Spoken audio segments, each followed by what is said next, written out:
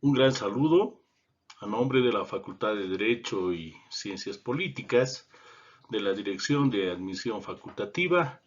Sean ustedes bienvenidos a esta clase de métodos de investigación en ciencia política del curso prefacultativo en ciencia política y gestión pública. El tema de hoy trata sobre los sistemas de partidos políticos. Y como habíamos dicho anteriormente, se encuentra en el libro del autor alemán Dieter Nolen, que titula ¿Cómo estudiar ciencia política? Una introducción en 3 lecciones del Fondo Editorial de la Universidad Católica del Perú.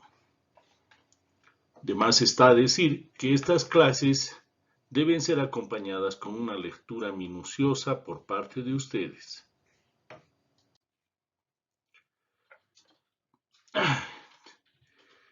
Sistema de partidos políticos.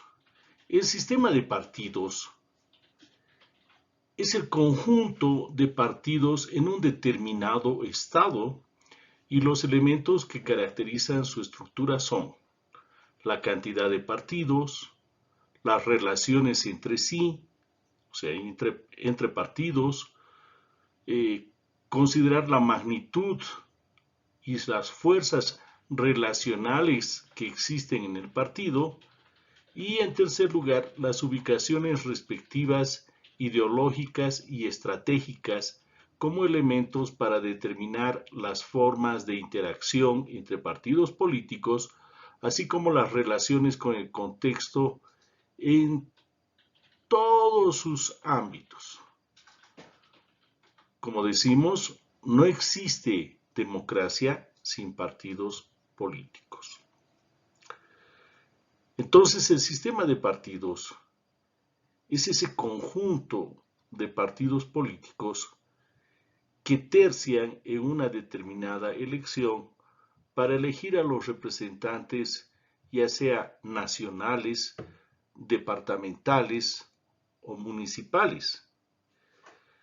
Entonces, de lo que se trata en esta lección es de introducir en el tema de los partidos políticos, pues esto tiene mucha importancia para la democracia y para su buen funcionamiento.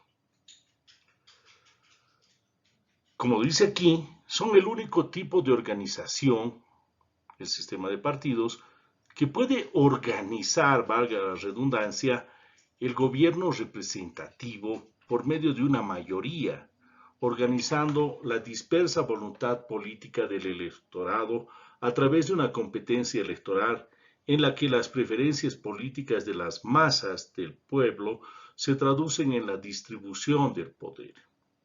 ¿Cómo se distribuye el poder político entre el movimiento al socialismo, Comunidad Ciudadana, FPV, PAMBOL, Partido Demócrata, Unidad Cívica Solidaridad, el MNR, la Agrupación Ciudadana Bolivia Dice No, o el Movimiento Tercer Sistema, valga el ejemplo, digamos, ¿no?, de la penúltima elección? Entonces, debemos tener en claro que los partidos políticos hacen posible la democracia representativa, cuya salud depende en buena medida del desempeño de los mismos partidos políticos.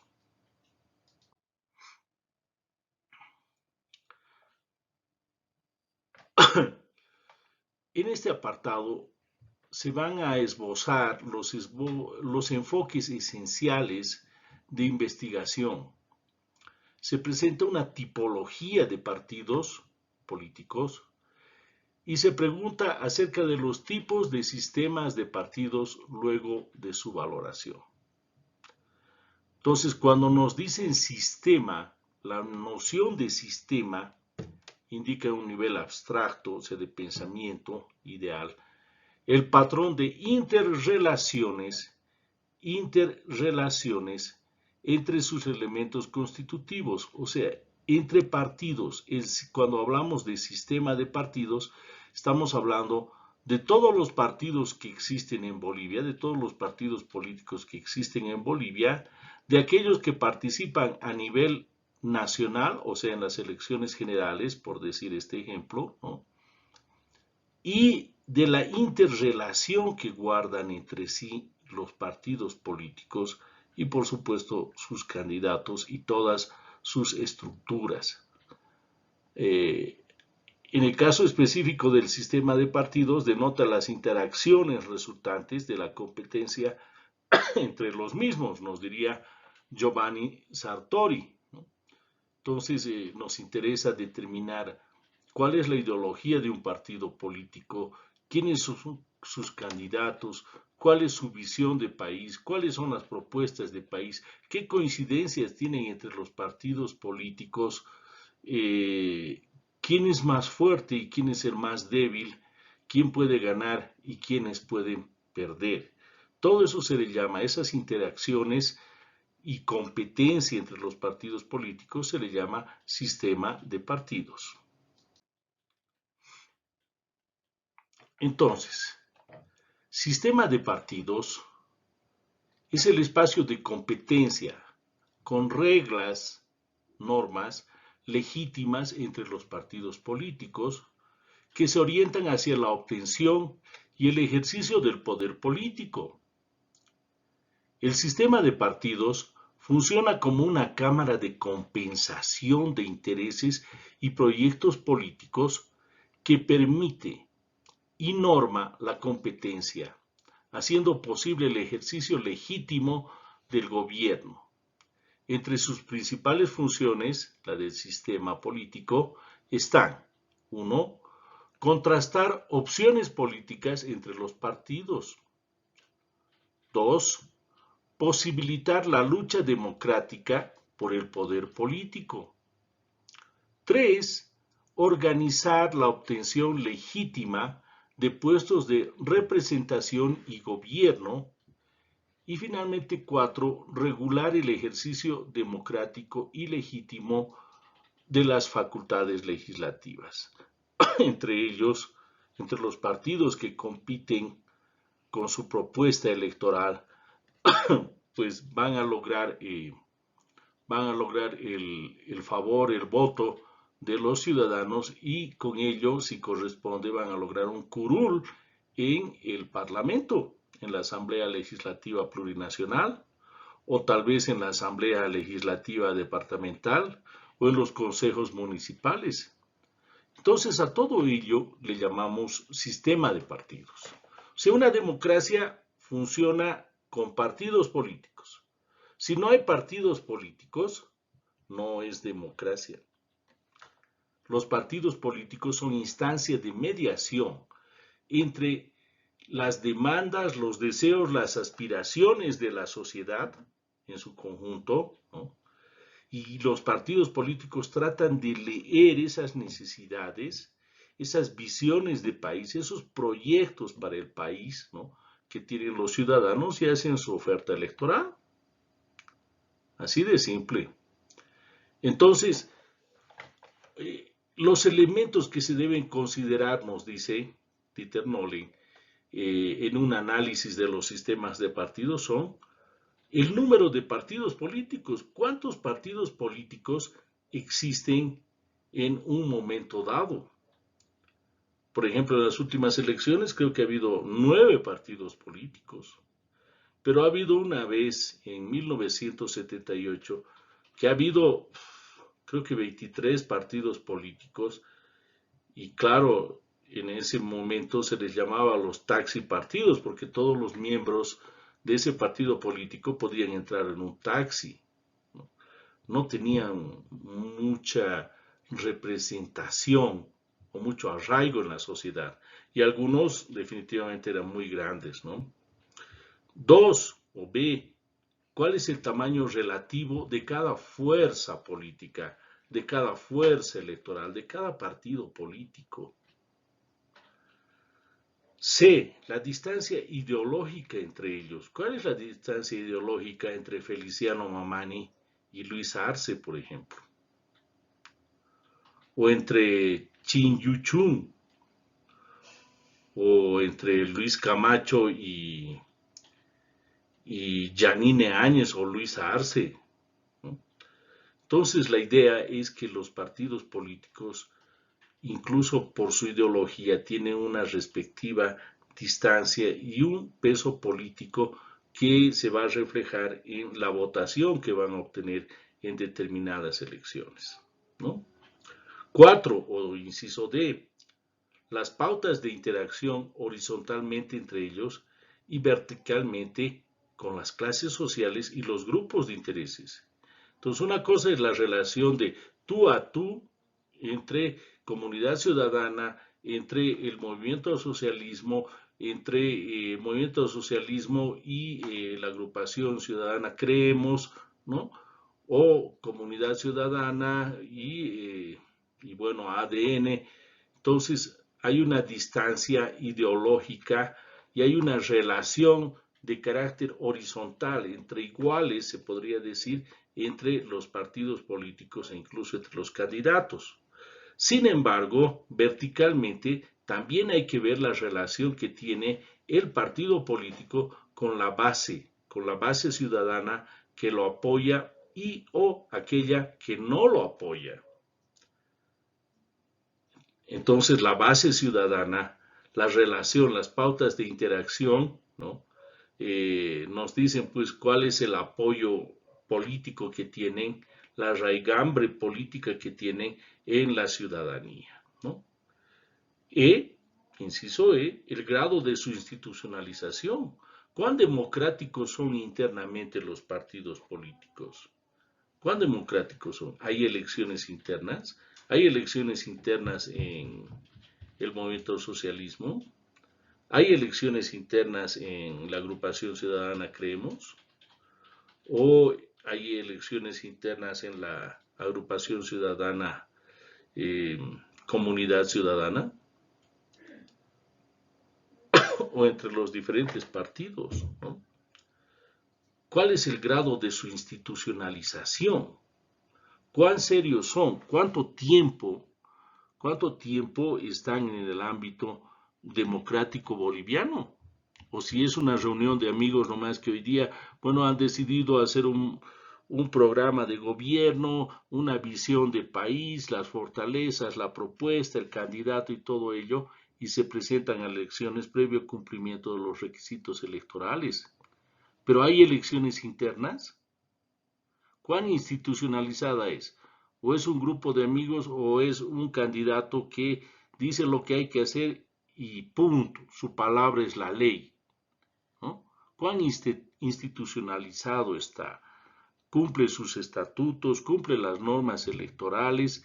¿Cómo vamos en la democracia al interior de los partidos políticos? ¿Se respeta? ¿Se respeta al ciudadano que de pronto ha logrado ascender en, al interior del partido político? Finalmente, ¿cuál es la actitud frente al sistema político, frente al presidencialismo o frente al parlamentarismo? ¿Cuál es la actitud de los partidos políticos? ¿Es una actitud proactiva, crítica?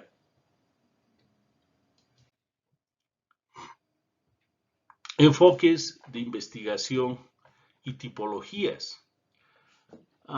Los primeros intentos para explicar la estructura de los sistemas de partidos mediante factores institucionales se concentraron en encontrar las causas de la diferencia del número de partidos en el sistema de partidos. ¿Cuántos son? ¿Cuántos partidos políticos hay en el sistema político boliviano? A nivel nacional, a nivel departamental o a nivel municipal, ¿no? ¿Cuál es el número de partidos políticos que existen?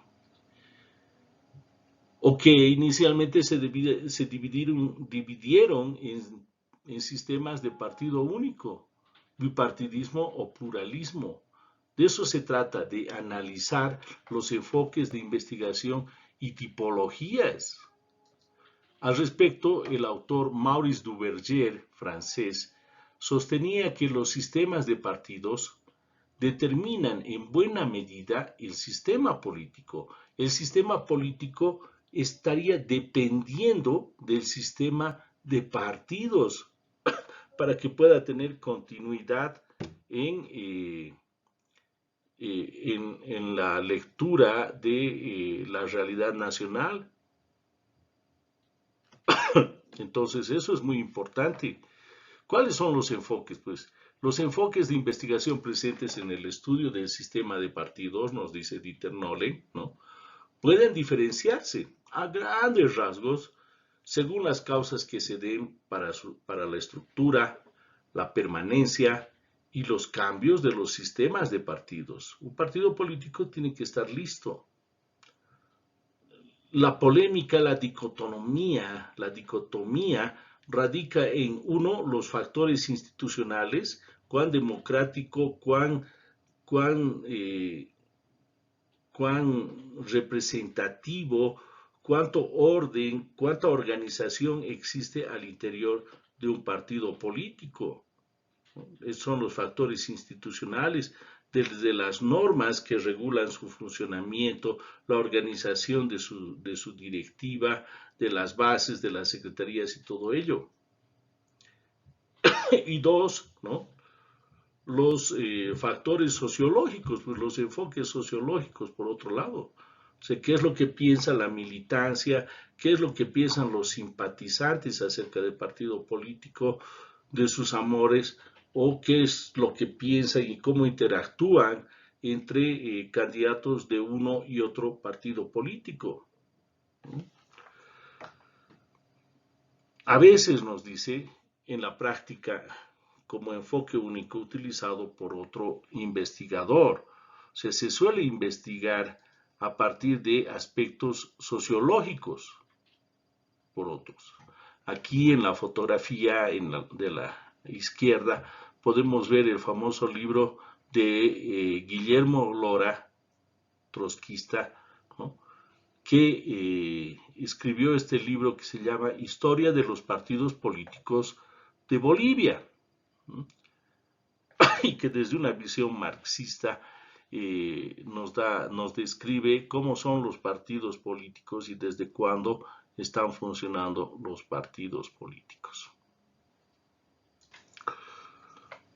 Recordemos que el sociólogo político Maurice Duverger nos decía que hay una distinción significativa entre los sistemas de partidos e identificaba una distinción cuantitativa, o sea, de cuántos son los partidos políticos que tienen un sistema de partidos políticos. Y él identificaba tres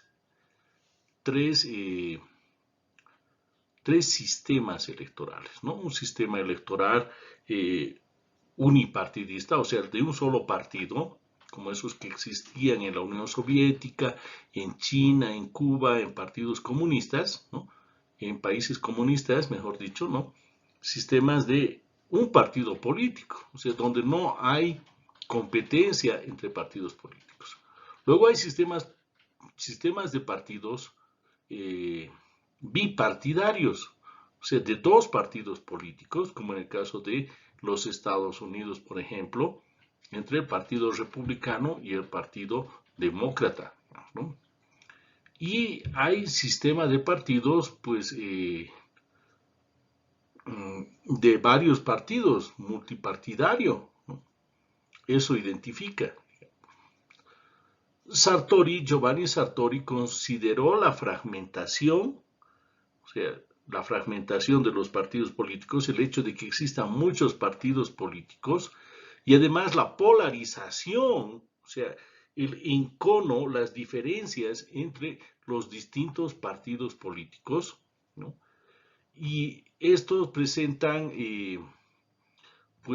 problemas y además animan la competencia en el momento de las elecciones y esto afecta el sistema electoral.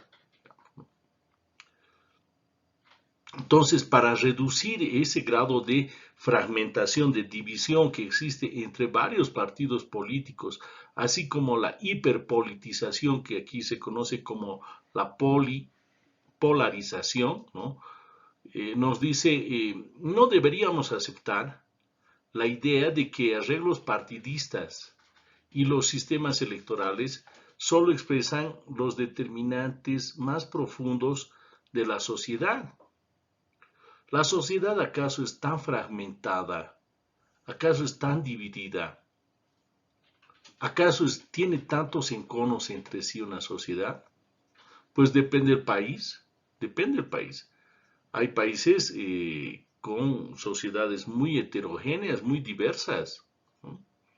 Y hay países que tienen una homogeneidad demográfica y cultural e histórica que no hacen que tengan muchos clivajes, muchas cesuras, muchas divisiones al interior de su sistema de partidos, ¿no? Entonces, pero claro, de lo que se trata es de que haya una variedad de partidos políticos para que puedan eh, ofrecer una lectura de la realidad, una visión de país distinta y viable a los electores.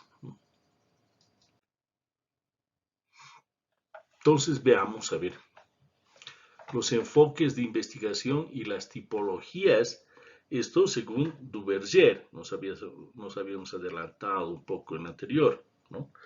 Pero ¿cómo caracteriza pues Maurice Duverger el sistema de partidos? O sea, ¿cuál es la tipología que él utiliza? Identifica tres, ¿no? Hay sistemas de partidos monopartidistas, o sea, de un solo partido político, ¿no? Hay sistemas bipartidistas de dos partidos políticos, ¿no? Y hay sistemas multipartidistas de tres o más partidos políticos. Entonces, los primeros intentos para explicar la estructura de los sistemas de partidos mediante factores institucionales, o sea, normativos, ¿no? Se centraron en encontrar las causas de la diferencia de la cantidad, del número de partidos que tiene todo sistema de partidos, ¿no? Inicialmente, como dice aquí Duverger, se dividieron en sistemas de partido único, o sea, monopartidistas, bipartidistas y de pluripartidismo, de varios partidos políticos, ¿no? En los años 50, nos dice Maurice Duverger, encabezó al grupo de investigadores que puso el acento en el factor sistema electoral para explicar la estructura y el desarrollo de los sistemas de partidos. O sea, cómo el sistema electoral y sus normas, ¿no?, van a afectar el sistema de partidos, su número de partidos, ¿no? Y claro, Duverger sostenía, nos decía que los sistemas de partidos determinan en buena medida el sistema político, ¿no? Pero el sistema electoral sirve para explicar la estructura y el desarrollo de los diferentes sistemas de partidos. Así, por ejemplo, la influencia de los sistemas electorales. O sea, al mismo tiempo, Duverger sostenía que los sistemas de partidos determinan en buena medida el sistema político, pues la influencia de los sistemas electorales en la vida política es evidente. Para apreciarla en toda su importancia, basta comprobar cómo trastornaron la estructura de los estados, la adopción del sufragio universal o los mecanismos de elecciones directas. ¿Cómo ha transformado el sistema electoral, ¿no?, el sistema político boliviano y el sistema de partidos? Pues el hecho de que en 1953 o uno de los logros de la revolución de 1952, del año 53 y hacia adelante, pues no solamente fue la reforma agraria, la nacionalización de las minas, sino por sobre todo el voto universal que le permitía a la gran parte de la de la gente que vivía en el territorio nacional, básicamente en el área rural, que no sabía ni leer ni escribir y que tenía facciones indígenas, ¿no? Que puedan ingresar a la vida política, que puedan hacer política, que tengan el derecho de elegir, pero también de ser elegidos. De eso se trata. Entonces, el sistema electoral a través de su norma, de las leyes electorales, ¿no? Puede abrir la posibilidad para que ingentes cantidades de personas puedan gozar del voto y de la elección de sus representantes o de los representantes que más le beneficien. Esto lo escribió Maurice Duverger en 1950, o sea, hace casi 75 años atrás, ¿no? Y su libro se llama La influencia de los sistemas electorales en la vida política. Claro, polémico, ¿no? Caracterización de Duverger, multipartidistas en los sistemas de varios partidos políticos. ¿Qué puede encontrar él? ¿Qué cosa puede ver él? Uno, coaliciones desarticuladas que dificultan los pactos. O sea, no hay coaliciones fuertes como el Pacto por la Democracia, la megacoalición, ¿no? O sea, hay pactos que se dan entre partidos para brindarle gobernabilidad a un determinado presidente o jefe de Estado. Pero muchas veces el multipartidismo, nos dice Duverger, va a presentarnos la formación de coaliciones desarticuladas, donde pues no se respetan muchas veces lo pactado y se exige más bien de forma pragmática espacios de poder en el, valga la redundancia, en el poder ejecutivo o en otros ámbitos. Dos, los problemas multipartidistas es imprevisible, o sea, es mayor la imprevisibilidad e inestabilidad del sistema. No sabemos qué va a pasar. No sabemos qué va a pasar. El sistema se vuelve vulnerable. Por ejemplo, en el año 2019, a raíz de sospechas de un fraude electoral, el presidente de entonces pues encarceló al presidente y a la vicepresidenta del órgano electoral plurinacional. Los encarceló a todos y además dijo el mismo presidente Evo Morales entonces que se habían detectado errores y fallos en las elecciones y bueno, pues anuló las elecciones de esa vez, donde él ganaba además, ¿no? Pero ante la manifestación de la gente y el informe de la OEA, pues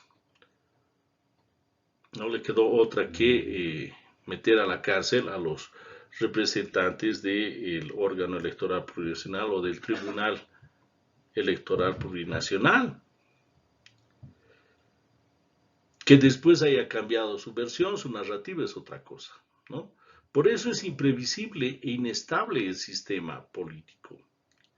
Y finalmente la radicalización y posturas irresponsables que pueden tener algunos candidatos de un sistema de partidos multipartidista, donde existen muchos partidos políticos. La demagogia puede ser una constante que debilite la democracia con candidatos muy improvisados y demagogos, pues. Pero llegado el momento, no, no saben manejar la nave del Estado. Entonces, esa radicalización de posturas irresponsables, como por ejemplo hoy en día tenemos un paro, ¿no?, en Santa Cruz que pide el censo el año 2003 y también tenemos el gobierno con otro partido político que es MAS, que se enfrenta a Creemos en Santa Cruz, ¿no?, y a Comunidad Ciudadana, es el MAS que dice, no se puede hacer censo el 2023, pero sí se puede hacer el 2024, así que tenga un poco de paciencia. Pero claro, cuando una ciudad y un departamento como Santa Cruz ha crecido tan abismalmente, ¿no? Tan grandemente, porque Santa Cruz ahora es la ciudad más poblada de Bolivia, ¿no? Y también el departamento. Entonces, pues la necesidad de recursos económicos hace que haya una demanda creciente y quieras o no, a raíz de la coparticipación tributaria, los departamentos, las autonomías reciben más o menos dinerito. Entonces, no es pues la Santa Cruz que tenía 900,000 habitantes el 2012 y para el 2023 sean 1.700.000 o 2 millones de habitantes solo en la ciudad de Santa Cruz. Entonces, eso te demanda pues mucho más dinero, digamos, ¿no? Y por eso se hacen radicales las posturas, por ejemplo, en la coyuntura de lo que sucede en el departamento de Santa Cruz con su gobernador, su comité cívico, ¿no? Contra el gobierno central de Luis Arce, ¿no? Y el gobierno de Luis Arce que se parapeta en su posición de llevar adelante la selección, perdón, el Censo Nacional de Población y Vivienda para el año 2024, ¿no? Entonces hay posiciones encontradas. A eso se refiere lo multipartidista, o sea, la radicalización de posturas irresponsables. De pronto creemos comunidad ciudadana y otros partidos políticos como el MNR y todos ellos, ¿no? Se ponen contra el gobierno y exigen la realización de un censo el 2003. Entonces hay una radicalización de posturas. Como ven, estos conceptos, estas leyes, estas ideas que nos da Maurice Duverger nos sirve incluso para analizar la coyuntura política. ¿No? Pero claro, no es el único enfoque, ¿no? Hay varios enfoques de investigación y tipologías como la que nos ha hablado Maurice Duverger. Si bien Maurice Duverger nos hablaba hacer una tipología entre sistemas de partidos de un solo partido monopartidario o bipartidario o multipartidario, ¿no? Pues va a haber otros que van a analizar realmente si lo que dice o lo que decía Maurice Duverger es cierto. Y uno de ellos, o tres de ellos, mejor dicho, son Giovanni Sartori, Joseph La Palombara y Myron Weiner, ¿no? Entonces, cada uno por su lado, ¿no? Han analizado la estructura de los sistemas de partidos, ¿no? No solamente está determinada por el número de partidos y por la ideología, sino también existen más variables que determinan cómo se va conformando un sistema de partidos, ¿no? Entonces, a raíz de identificar más variables que la cuantitativa y la distancia ideológica entre los partidos, como lo hacía Maurice Duverger, ¿no? Sartori, La Palombara y Weiner, ¿no? Van a empezar a distinguir otros tipos de sistemas políticos, ¿no? Y aquí a la izquierda ustedes tienen la fotografía de Giovanni Sartori, un gran politólogo, un teórico político de primer nivel de la Escuela de Turín en Italia, ¿no? Que lastimosamente ha fallecido, todos venimos con fecha de vencimiento, pero él ya ha fallecido, pero nos ha dejado una producción intelectual que para la ciencia política es un monumento realmente, ¿no? Es muy grande y nos da instrumentos teóricos para analizar la realidad. Aquí un pensamiento de Giovanni Sartori nos dice, el único modo de resolver los problemas, el único modo de resolver los problemas es conociéndolos. Hay que conocer los problemas. Para resolver los problemas hay que conocerlos. No te puedes escapar. No es un problema, me voy, me voy. No, tienes que dar la cara, tienes que enfrentar y tienes que conocer cuál es el problema. No se trata de negar el problema, sino de saber que existe. Entonces, ser simple, no reconocerlo, no me importa, nos dice, el simplismo los cancela. Y al cancelar los problemas, los agrava. O sea, no te puedes ser de la vista gorda, ¿no? Como si no pasara nada. Soslayar el problema, soslayar la realidad. No, tienes que encarar la realidad, tienes que conocer la realidad y tienes que buscar alternativas de solución a ese problema. ¿Mm? Aquí a la derecha tiene a Joseph Laparomara y en la derecha inferior tenemos la fotografía de Myron Weiner, ¿no?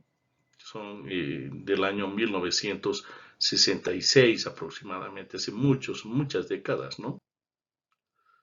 Entonces, qué, qué es lo que qué es lo que va a distinguir, qué es lo que va a encontrar Giovanni Sartori, ¿no? Va a hacer primero otras, otras tipologías, ¿no?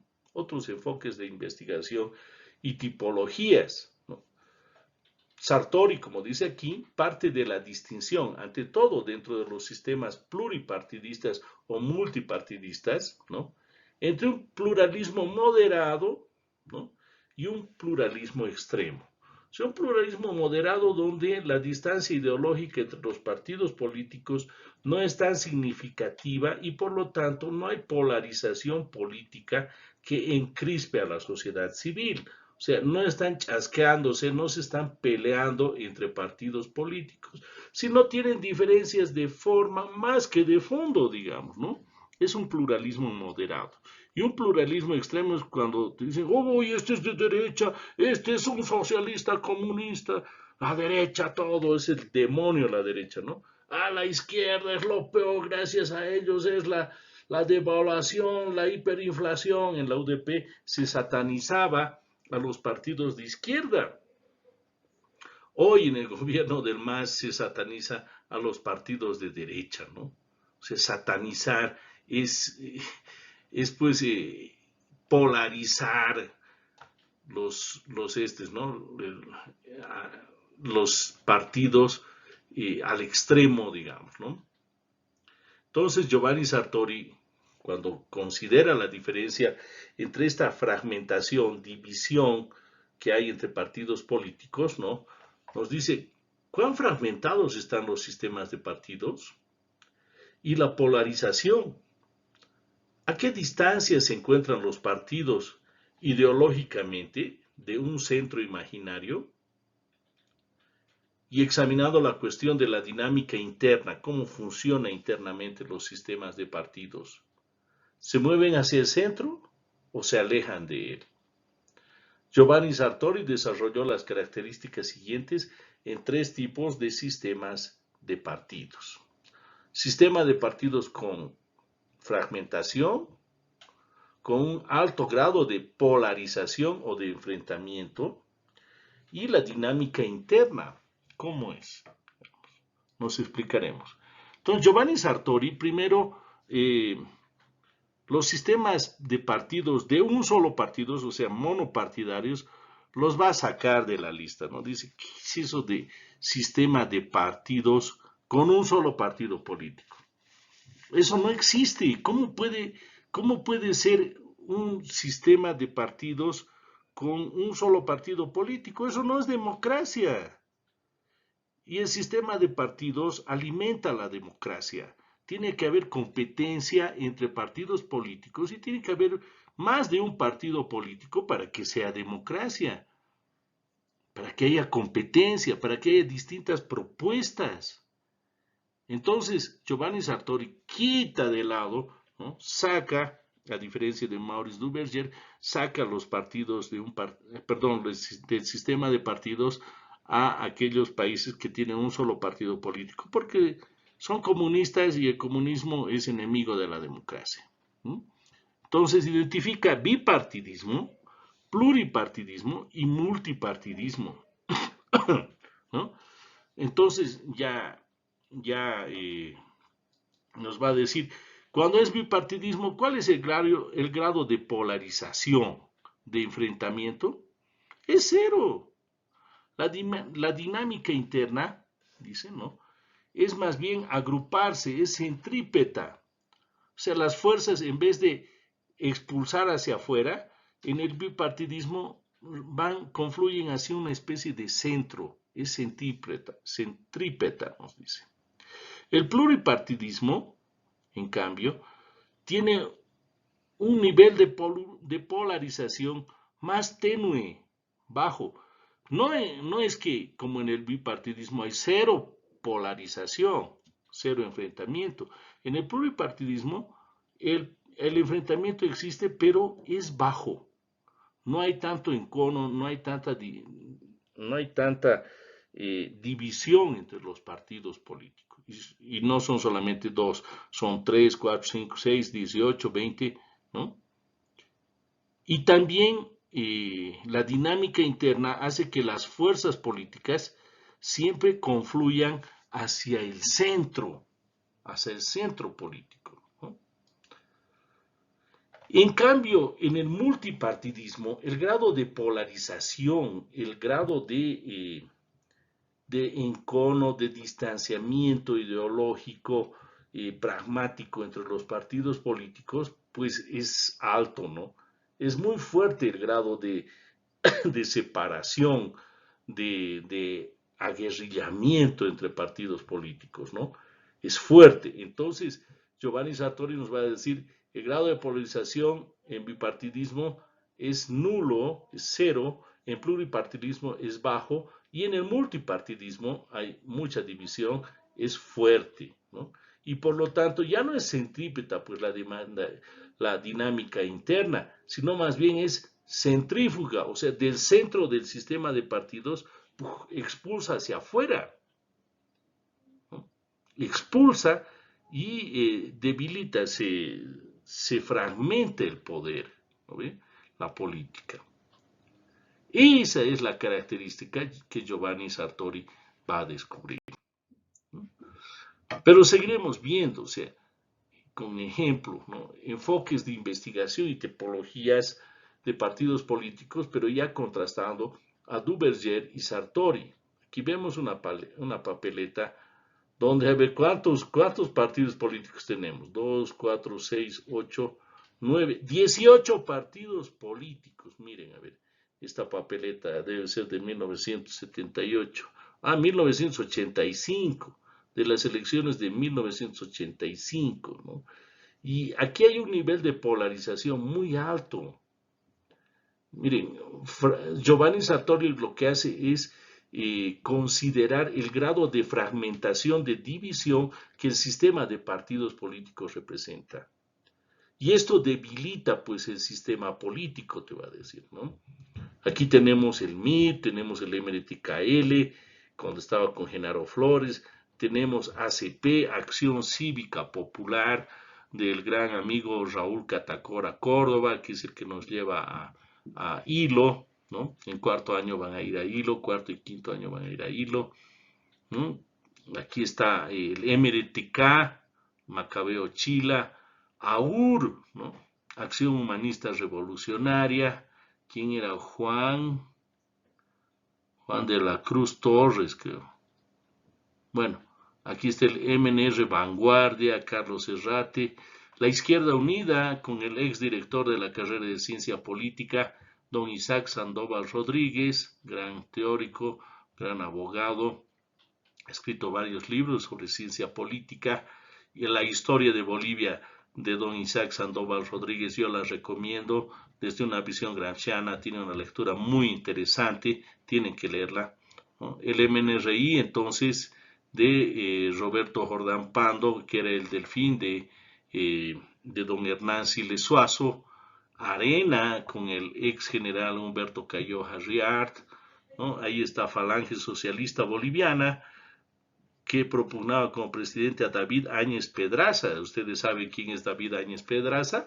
Pues David Áñez Pedraza no es nada más y nada menos que el fundador del movimiento al socialismo, el fundador del partido político Movimiento al Socialismo, que hoy en día, bueno, que ha llevado a la presidencia a Evo Morales y también a Luis Arce. Y claro, pero el fundador es este señor, falangista, ¿no? Luego está ahí el MNR, en 1985 participó el doctor Víctor Paz Estensoro y llegó por cuarta vez a la presidencia del país, ¿no? El POR, ¿no? Con don Guillermo Lora, ¿no? El trotskismo boliviano, el Frente del Pueblo Unido, con Antonio Aníbal Quiroga, el Partido Demócrata Cristiano, con Luis Ocio Sanginés, el Fuerza Nacional Progresista, ¿no? Luis Fernando, no veo bien, Luis Fernando, ¿no? Luego está Acción Democrática Nacionalista con Hugo Banzer Suárez, ¿no?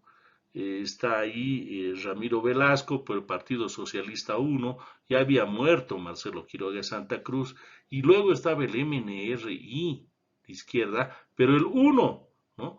Cuyo presidente candidato era el conocido gremialista Francisco Figueroa, que hace una semana ha fallecido en la ciudad de La Paz. Entonces, miren esta papeleta electoral, ¿no?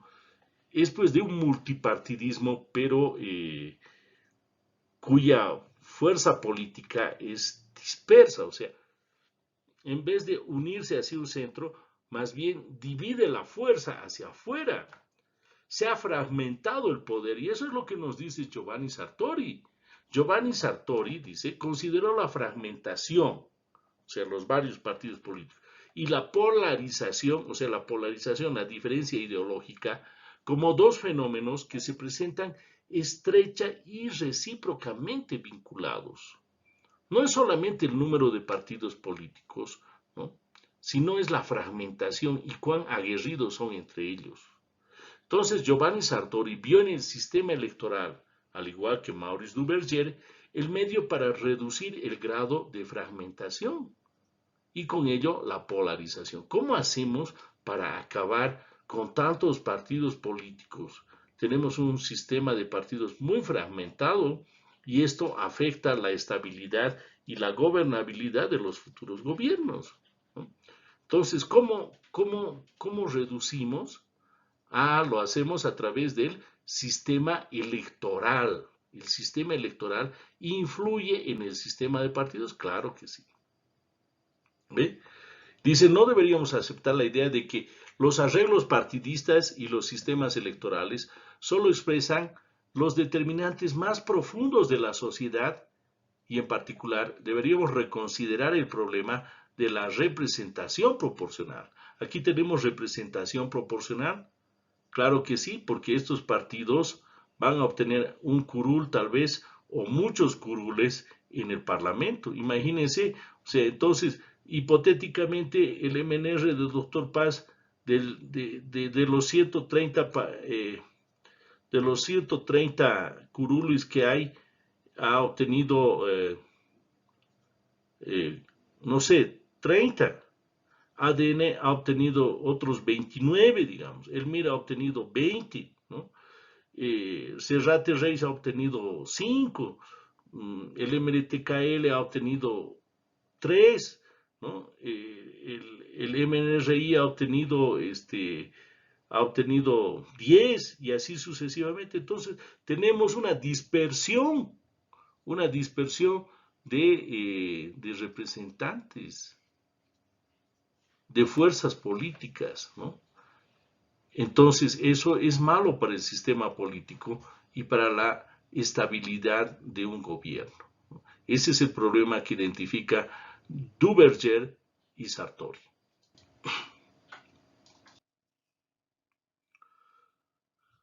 A ver, veamos qué es lo que nos dice Joseph La Palombara y Weiner. La Palombara y Weiner, en su intento por clasificar los sistemas de partidos, introdujeron una serie de criterios cualitativos, o sea que se pueden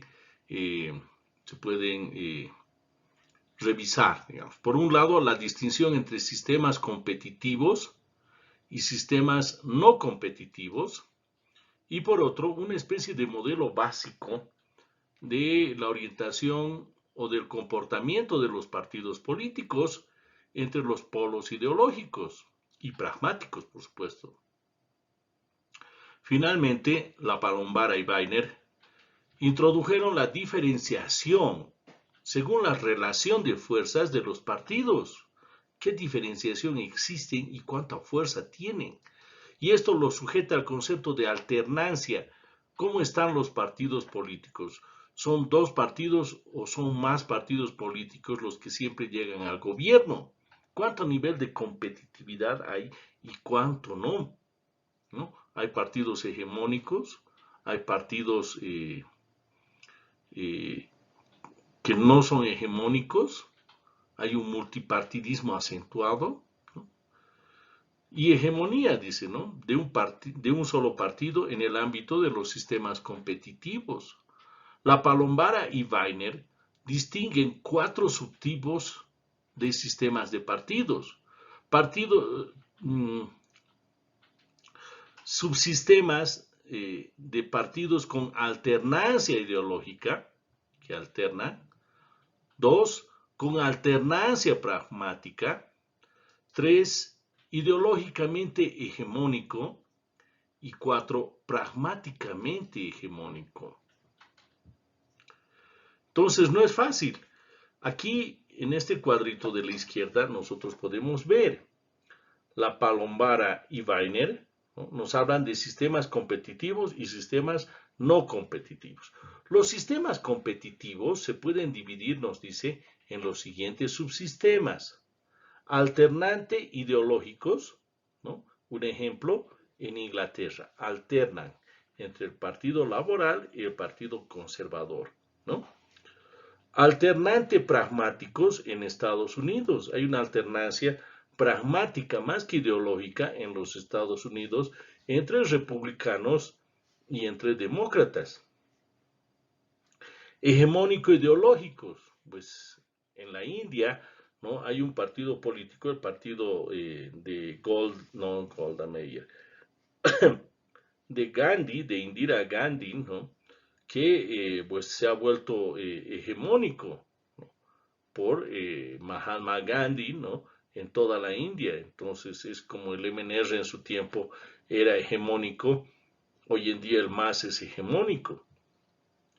Y los hegemónicos pragmáticos en Japón, como cuando la mega coalición, ¿no? La mega coalición, cuando el GONI ganó, o sea, el segundo GONI ganó las elecciones, ¿no? Hizo una alianza política más que ideológica, pragmática, con el MIR, con Nueva Fuerza Republicana, con UCS, con Condepa, ¿no? Y con otro partido más, ¿no?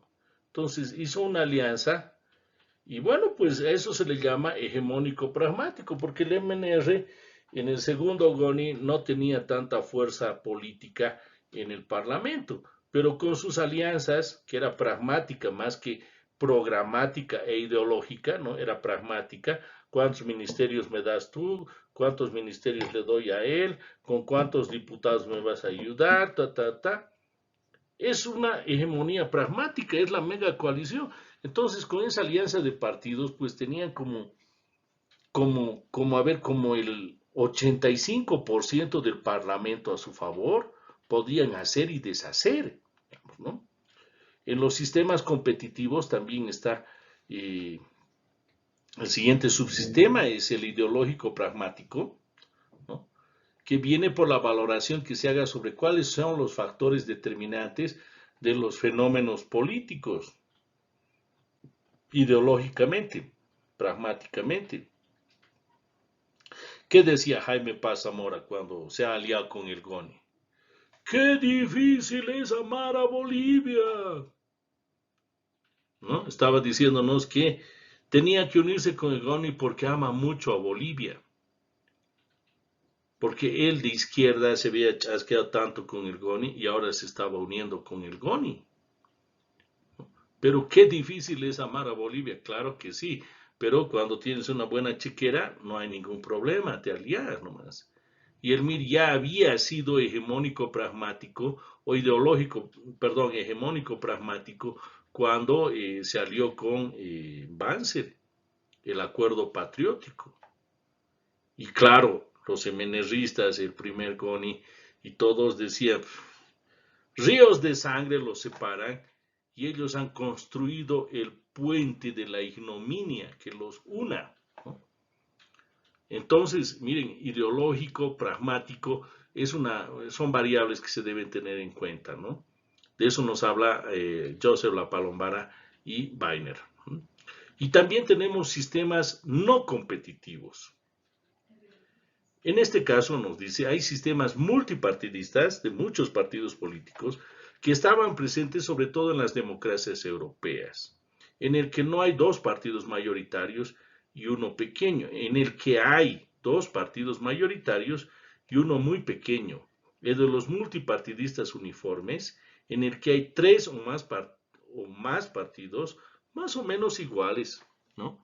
Y por último, el del tipo escandinavo. O sea, hacen un estudio en diferentes sistemas electorales, en diferentes sistemas políticos, para identificar los sistemas de partidos. Muy interesante La Palombara y Weiner.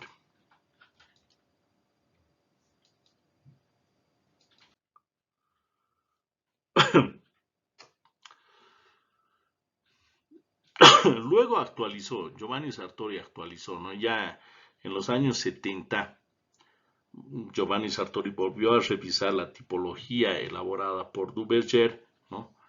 Y estableció otros sistemas de partidos, ¿no? Duverger había reconocido sistemas de partidos unipartidistas, de un partido político, bipartidistas y multipartidistas. Esos tres son los sistemas de partidos de Duverger, como vemos en la columna de la izquierda. Giovanni Sartori ya en la década del 70 se da cuenta que no son las únicas variables de los sistemas de partidos y que en el sistema unipartidista puedes encontrar un partido único, ¿no? ¿Y hay competencia? No, no hay competencia, pues, ¿no? Es unipolar, o sea, no hay polarización. Todo gira a través del partido político. O sea, el ejemplo era la Unión Soviética, China, Corea y todo, ¿no? Luego hay sistemas unipartidistas con partido político hegemónico, ¿no? ¿Competencia no hay? No hay. ¿Es unipolar? Es unipolar, no hay diferencia. Y hay un sistema de partido predominante, donde sí hay competencia y sí hay antagonismo, por lo tanto es bipolar, ¿no? Como el caso del PRI mexicano, por ejemplo, que gobernó México durante aproximadamente 70 años de forma ininterrumpida, hasta que llegó Vicente Fox, ¿no? Y también identifica otros tres subsistemas, ¿no? En el multipartidista va a encontrar un sistema de partido limitado, moderado, donde hay competencia entre partidos, sí, es bipolar porque hay dos fuerzas que más o menos logran atrapar a otras pequeñas fuerzas y enfrentarse fuerza contra fuerza, ¿no? También en el multipartidismo tenemos el extremo que es muy polarizado, muy enfrentado entre sí. ¿Hay competencia entre partidos? Claro que sí, ¿no? Pero hay diferentes frentes de diferencia, muchas pugnas, ¿no? Entre los distintos partidos políticos por lograr el voto ciudadano. Entonces se chasquean, se pelean entre sí. Luego tenemos el multipartidista atomizado, donde hay competencia y es multipolar, todos contra todos. Realmente ahí es un desastre, es como los 18 partidos que veíamos en la anterior lámina y que reflejan la elección de 1985. 18 partidos políticos. Entonces compiten entre sí, pero es un sistema multipartidista atomizado ya. O sea, un escenario muy fragmentado, atomizado, y donde las diferencias, el encono, la lucha es multipolar, ¿no? De distintos. Hoy estás defendiéndolo a él y después él te puede estar atacando a ti y tú atacando a otros, ser atacado por otros, y es así. Entonces hay una anomia, si se quiere, en relación a los apoyos, digamos, ¿no?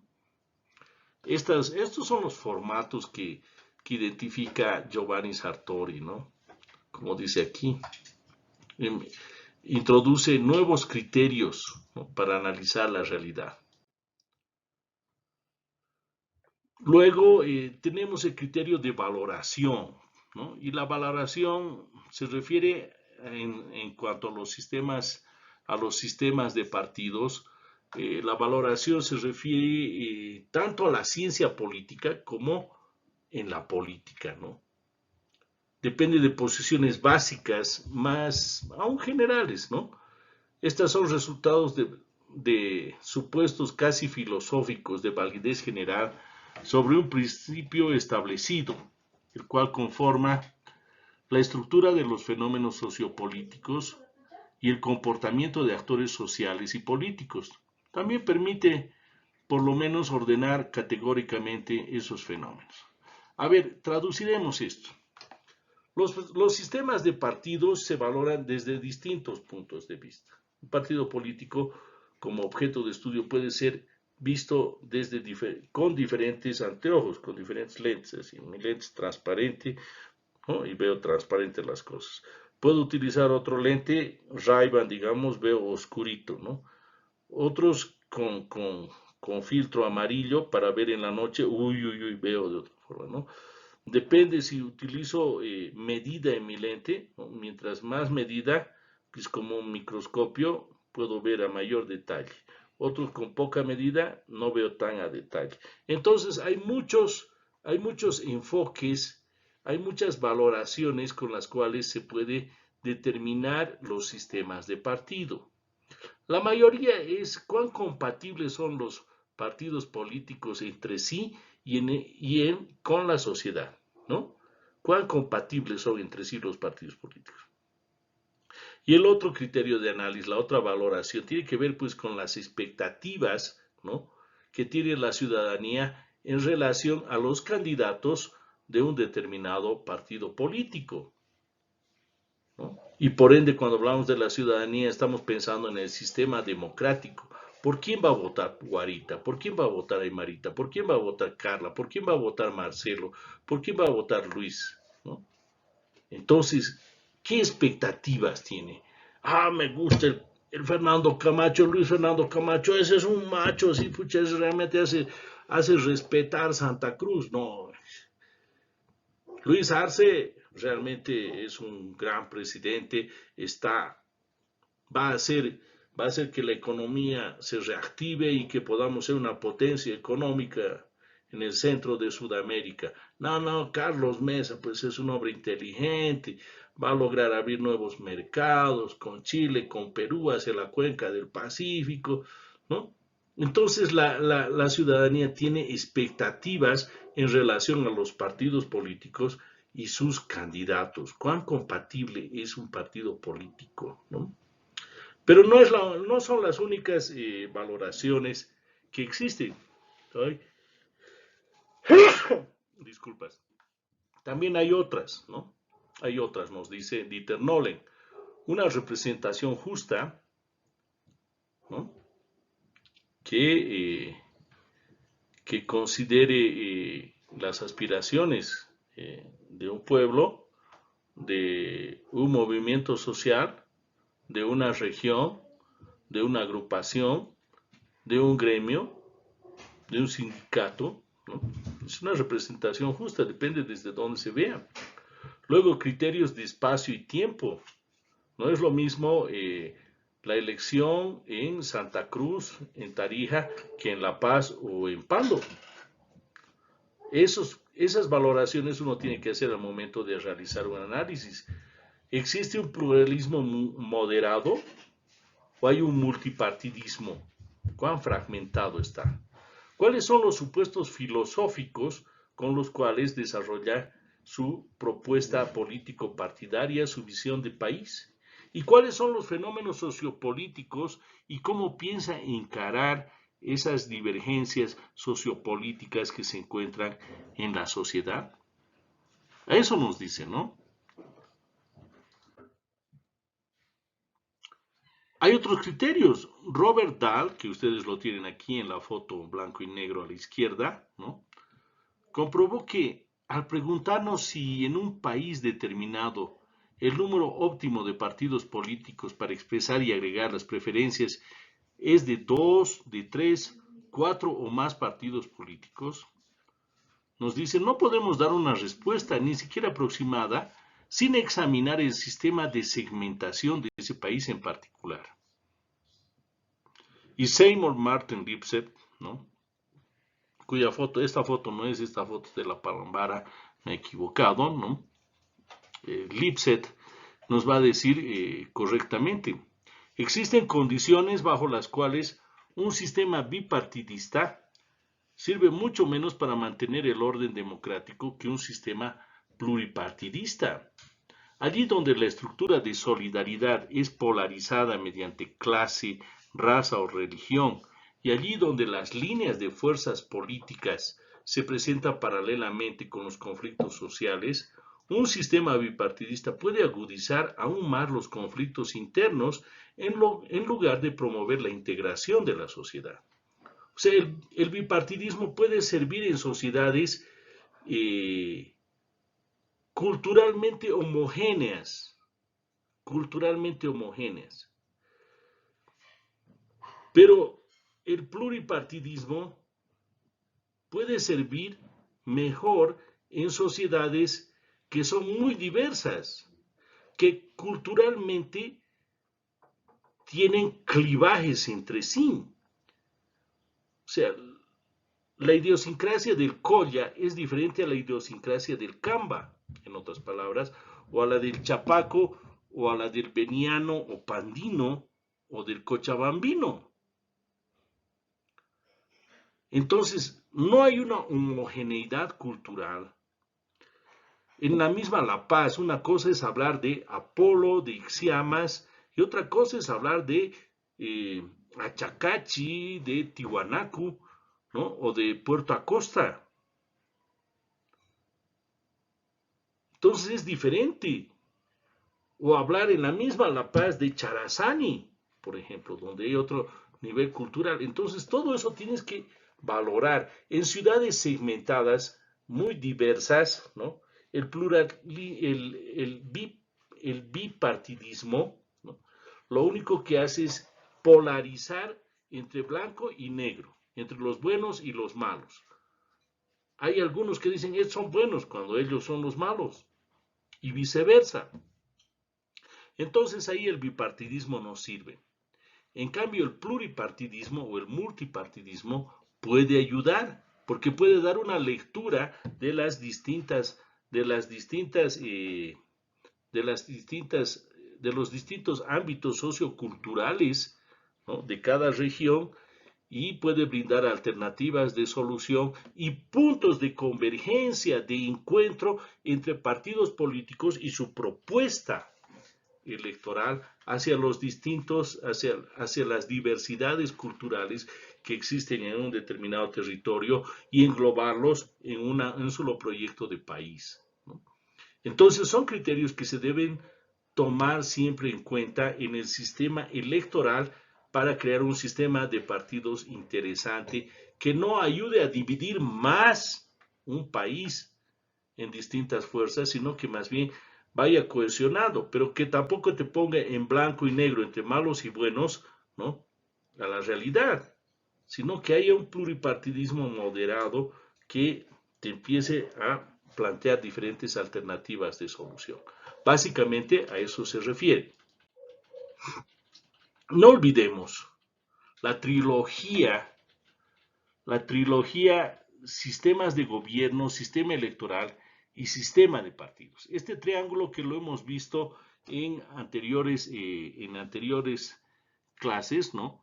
Lo volvemos a ver. Un sistema político está compuesto por sistema de gobierno, sistema de partidos y sistema electoral. En un sentido muy amplio, un sistema político es el conjunto de instituciones públicas, normas y todo ello, organizaciones de la sociedad, partidos políticos, sindicatos, movimientos sociales, comportamientos, creencias, normas, actitudes y valores, la cultura política que tiene las diferentes regiones, ¿no? que mantienen o subvierten el orden del que resulta una determinada situación, por lo general de desigualdad conflictiva en la distribución de utilidades. ¿Por qué Santa Cruz se levanta hoy? Porque quiere censo. ¿Para qué quiere censo? Para que haya más distribución, mayor distribución de recursos económicos para la región, porque ha crecido. Ellos sienten que han crecido demográficamente, ¿no? Y que hay más necesidades para la gente. Entonces, demandan un censo para que haya una reasignación de recursos económicos, pero a la vez, subyacentemente, no lo dicen, demandan también un incremento en el número de representantes al Parlamento, a la Asamblea Legislativa. Por su crecimiento demográfico debería corresponderle unos 5 diputados mínimamente en la nueva distribución, pero no hablan de eso y la pelea subyacente es esa, ¿no? Básicamente, entonces, el sistema político está compuesto por el sistema de gobierno, por el sistema de partidos y por el sistema electoral. Veamos cada uno de ellos. Los sistemas de gobierno son considerados los modelos en los que un Estado puede estructurarse y organizarse de manera formal. Por medio de un gobierno es posible aplicar la legalidad correspondiente al mismo y ejercer el poder político. Hay sistema de gobierno presidencial, parlamentario y semipresidencial o semiparlamentario.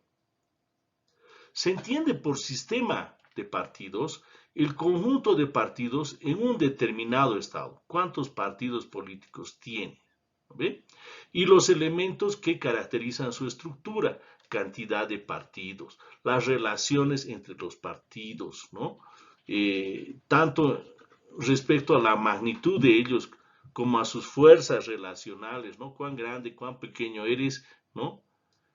Y las ubicaciones respectivas ideológicamente, cómo te encuentras, ¿no? Cómo se encuentran los partidos políticos que conforman tu sistema de partidos, ¿no? De eso se trata. Y el sistema electoral, como hemos visto en clases anteriores, es el conjunto de reglas, de normas, ¿no?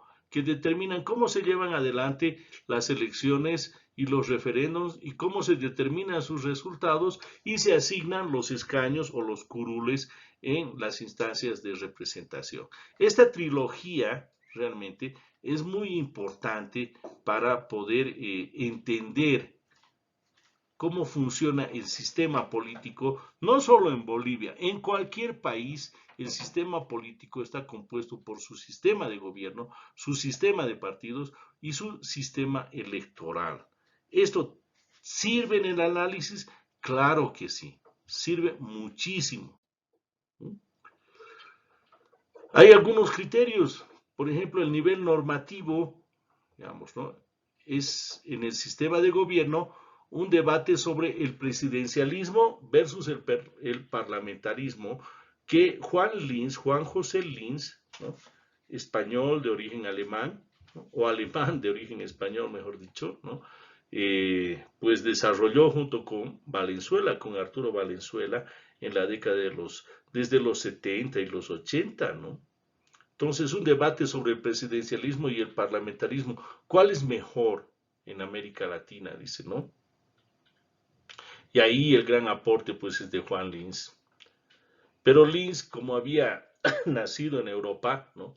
Para Juan Linz el parlamentarismo es mejor que el presidencialismo, independientemente del lugar y del tiempo. Y claro, nos dice eso porque él conoció la experiencia del caso chileno. Para Linz, en su escrito The Classic Stance, ¿no? Le sirve para demostrar cómo el presidencialismo ha fallado y que el parlamentarismo habría conservado la democracia.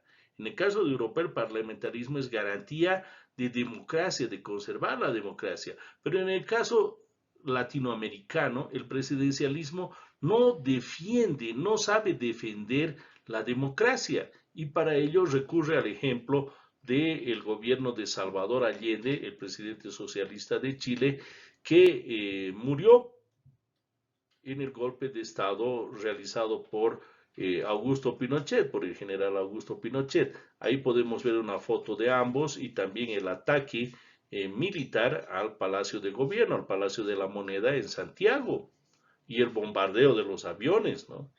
Fue cosa terrible, un golpe de Estado cruento que acabó con la democracia en Chile y que instauró un régimen militar, un gobierno de facto que duró 17 años en Chile.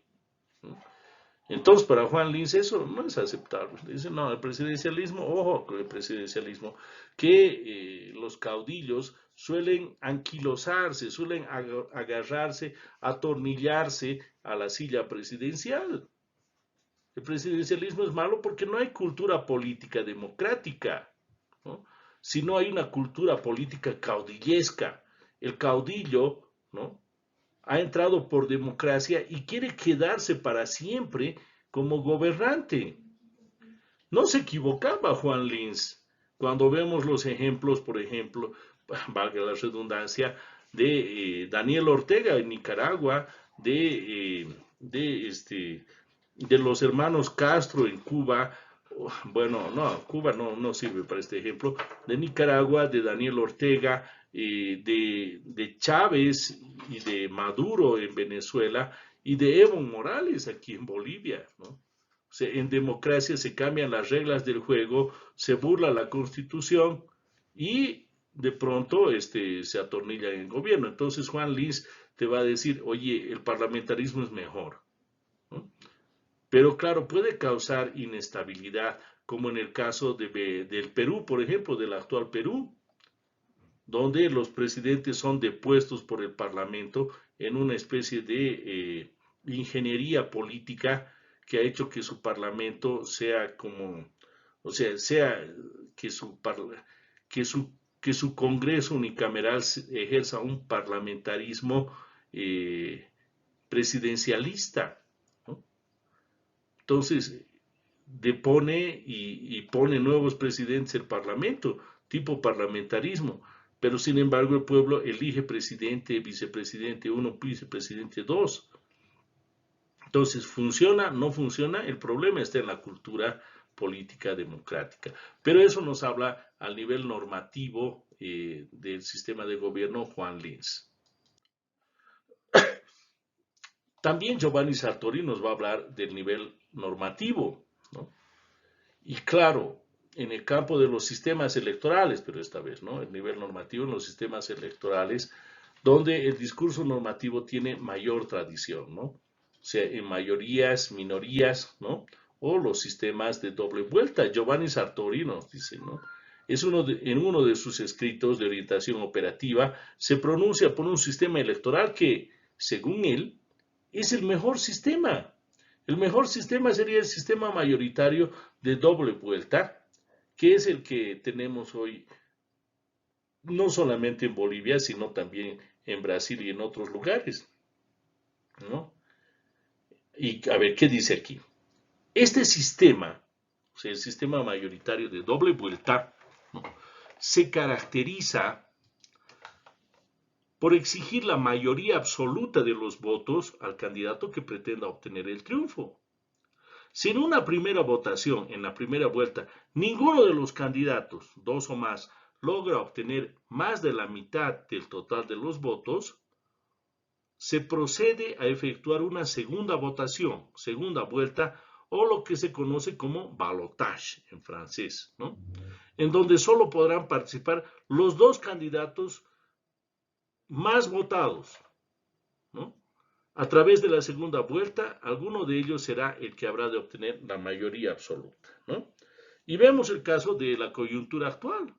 En unos días, el Brasil va a ir a la segunda vuelta, al balotaje, entre el líder socialista Ignacio Lula da Silva, más conocido como Lula, ¿no?, y el candidato liberal Jair Bolsonaro. Entonces ahí se van a encontrar. Pero ¿cómo ha sido? En la primera vuelta, en la primera elección, ¿no?, Lula da Silva, que ha nacido en 1945, ha obtenido el 48,43% del total de los votos, el 48%. Mire, le ha faltado 3 puntos para llevarse la elección en primera vuelta. En total han votado 57.256.705 brasileros. 57 millones de brasileros han votado por Lula. Y por Jair Bolsonaro, que nació en 1955, votaron 51 millones de brasileros, lo que hace un total del 43%. Allá lejos quedaron otras fuerzas como la de Simone Tebet, ¿no?, del Movimiento Democrático, que obtuvo 4 millones de votos, 4.915.000 votos, que representaba el 4,16%.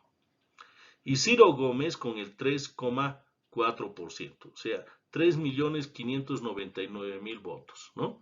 Vemos la diferencia abismal. Cuando es un sistema de partidos de muchas fuerzas políticas, multipartidario, ¿no?,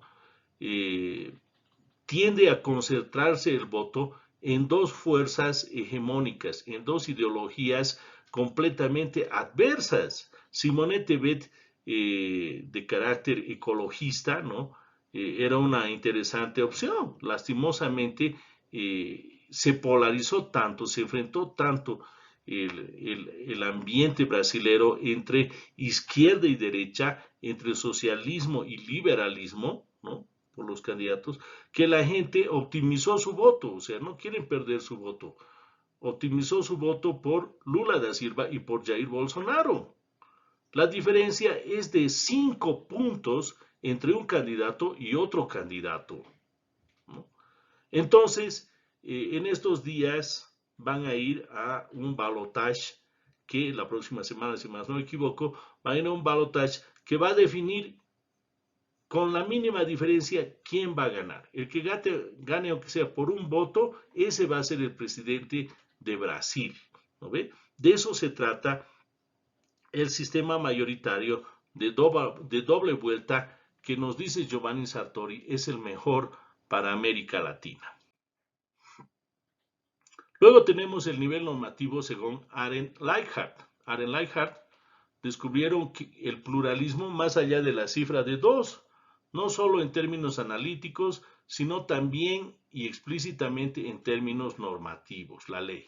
Lo que llevó a Leichhardt a defender otro modelo de democracia, la democracia constitucional o la democracia de consenso, y formular opciones más allá de los casos empíricos, que fundamentaron su concepto de democracia consociacional. Así, Leichhardt considera la representación proporcional, ojo, la representación proporcional superior a la representación por mayoría. Y en términos generales, formas de toma de decisión por consenso, o sea, parlamentarias, superior a las por mayoría, y desde allí valora los sistemas de gobierno que invitan u obligan a procesos decisionales de tipo consensual. O sea, donde, como el europeo, donde no haya mayorías absolutas, sino donde puedan, a través de su sistema de gobierno parlamentario, ¿no?, estar presentes varias fuerzas, o sea, y que puedan acceder a la representación parlamentaria varias fuerzas de forma tal que puedan establecer alianzas interpartidarias entre ellos para hacer un gobierno. Eligen a su gobernante ellos en el Parlamento. Entonces, de esa forma, son acuerdos programáticos más que acuerdos ideológicos, ¿no? Programáticos más que ideológicos. Entonces, se unen para aprobar esto, para aprobar aquello, para rechazar esto, discuten. Entonces, lo importante es lograr consensos al interior del sistema político entre los partidos políticos, ¿no? De eso se trata, de que sea un sistema proporcional de elección, pero además que la toma de decisiones sea efectuada por consenso. Eso es lo que nos dice Arendt Leichhardt. En el nivel analítico, pues, por ejemplo, tenemos el caso de Chile. El presidencialismo atenuado de los años 60 tuvo enormes problemas de funcionamiento cuando por la ideologización del conflicto político y la formación de dos bloques se impuso la política de no transar, de no negociar, de negarle al adversario político la sal y el agua. Entonces es todo o nada. Todo para mí, nada para vos. Y eso funciona mal porque en determinado momento se produce la violencia, ¿no? Entonces, ese es el nivel analítico. El enfoque histórico empírico tiene sus propias premisas, su propia lógica de investigación, su propia metodología. Su premisa o convicción central es que, aunque las instituciones cuentan, las instituciones son importantes, ¿no? Su real importancia y la idoneidad de cada institucionalidad depende de la contingencia política, estructuras sociales, memoria histórica, cultura política, retos políticos, etcétera. Lógica y métodos de investigación del enfoque histórico empírico respetan, por lo tanto, la alta complejidad de la historia como suma de historias diferentes, incluso contrapuestas, ¿no? Entonces hay factores, no solo el institucional, no solamente tiene que ver con el sistema político, el sistema de gobierno, el sistema de partidos o el sistema electoral. Eso está bien, es la parte normativa, la parte del sistema. Pero ¿qué hay del analítico, no? Hay pues otros factores, digamos, ¿no? La cultura política, de pronto están aquí. A ver, un ejemplo nada más, ¿no? Han llegado los mineros auríferos la anterior semana, ¿no?